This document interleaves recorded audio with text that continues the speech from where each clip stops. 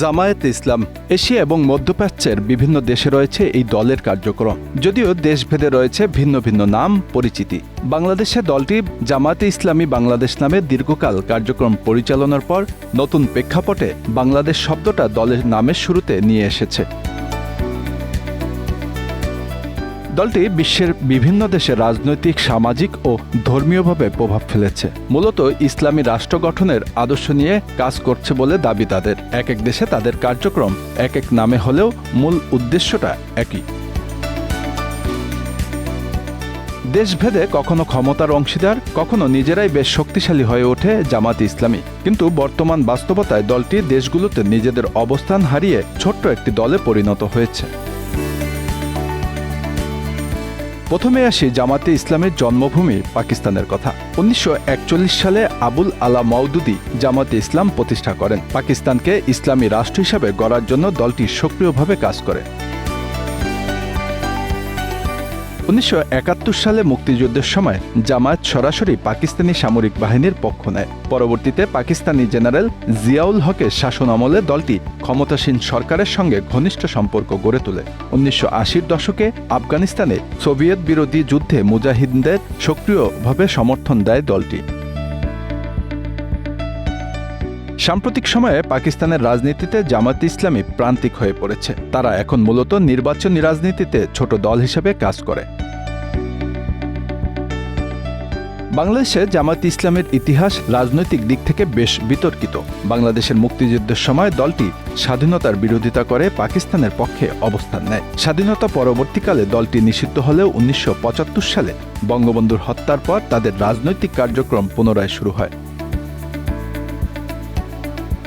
2013 সালে যুদ্ধাপরাধের বিচার শুরু হলে দলটির অনেক শীর্ষ নেতাকে শাস্তি দেওয়া হয়, যা তাদের রাজনৈতিকভাবে প্রভাবকে ব্যাপকভাবে ক্ষতিগ্রস্ত করে। গত মাসেও দলটি বাংলাদেশে নিষিদ্ধ ছিল, কিন্তু ছাত্র বিক্ষোভের মুখে নতুন যে অন্তর্বর্তীকালীন সরকার দায়িত্ব নিয়েছে, সেখানে তারা মূল অনুঘটক হিসেবে আবির্ভূত হয়েছে। ভারতে জামায়াতে ইসলামী একটি সামাজিক ও ধর্মীয় সংগঠন হিসেবে কাজ করে। দলটি ভারতে রাজনৈতিক অঙ্গনে তেমন প্রভাব ফেলতে পারেনি। ভারতে বহুত্ববাদী ও ধর্মনিরপেক্ষ সমাজে ইসলামী রাষ্ট্রের ধারণা খুব বেশি সাড়া ফেলতে পারেনি। 2014 সালে ভারতে জামায়াত দুটি ভাগে বিভক্ত হয়। একটি শুধুমাত্র সমাজ সংস্কার নিয়ে কাজ করে, আরেকটি শিক্ষা ব্যবস্থা উন্নয়নের দিকে মনোযোগ দেয়। শ্রীলঙ্কায় জামায়াতে ইসলাম মূলত একটি ক্ষুদ্র রাজনৈতিক দল হিসেবে কাজ করে। দেশটির মুসলিম সম্প্রদায়ের ধর্মীয় ও সামাজিক অধিকার রক্ষার জন্য তারা সক্রিয় থাকে। তবে দেশটির মূলধারার রাজনীতিতে তাদের কোনো বড় ধরনের প্রভাব নেই। শ্রীলঙ্কায় দলটির প্রধান কার্যক্রম ধর্মীয় শিক্ষা প্রচার এবং সামাজিক উন্নয়নমূলক কার্যক্রমের মধ্যেই সীমাবদ্ধ। আফগানিস্তানে জামায়াতে ইসলাম একটি শক্তিশালী ইসলামী সংগঠন হিসেবে প্রতিষ্ঠিত। সোভিয়েত আফগান যুদ্ধের সময় দলটি সক্রিয়ভাবে মুজাহিদদের সমর্থন দেয় এবং তাদের আদর্শিক প্রভাব আফগানিস্তানের রাজনৈতিক অঙ্গনে গভীরভাবে রয়ে গেছে। যুদ্ধ শেষে তালেবানদের উত্থানের সঙ্গে সঙ্গে দলটি কিছুটা কোণঠাসা হয়ে পড়ে। তবে আফগানিস্তানের বর্তমান রাজনৈতিক পরিস্থিতিতে তারা এখন গুরুত্বপূর্ণ একটি ইসলামী সংগঠন হিসেবে বিবেচিত হয়।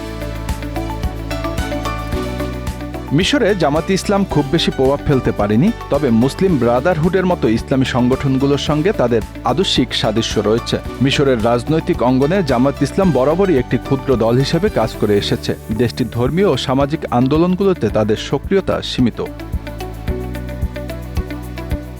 তুরস্কের রাজনৈতিক অঙ্গনে জামায়াতে ইসলাম সরাসরি কোনো প্রভাব ফেলতে না পারলেও ইসলামী দলগুলোর মধ্যে তাদের আদর্শিক ভূমিকা ছিল গুরুত্বপূর্ণ। তুরস্কের জাস্টিস অ্যান্ড ডেভেলপমেন্ট পার্টি কিছু ক্ষেত্রে জামায়াতে ইসলামী থেকে আদর্শিক অনুপ্রেরণা নিয়েছে। তবে তুরস্কের ধর্মনিরপেক্ষ রাজনীতির কারণে জামায়াতে ইসলামের মতো ইসলামী দলগুলো এখানে তেমন সুবিধা করতে পারেনি।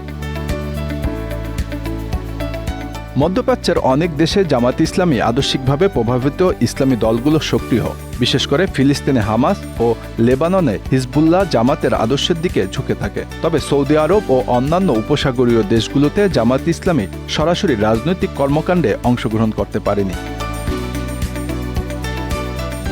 রাজনৈতিক বিশ্লেষকরা বলছেন, বিশ্বব্যাপী অন্য ইসলামী আন্দোলন ও সংগঠনের উত্থান জামাত ইসলামীর জনপ্রিয়তা কমার একটি অন্যতম কারণ। কেননা জামায়াতের আদর্শিক অবস্থান কিছুটা পুরনো। এছাড়া বিশ্বের বিভিন্ন দেশে আধুনিক, প্রগতিশীল এবং ধর্মনিরপেক্ষ রাজনীতির উত্থানও জামায়াতের প্রভাব কমিয়েছে। এর সাথে নেতৃত্বের সংকট তো রয়েছেই।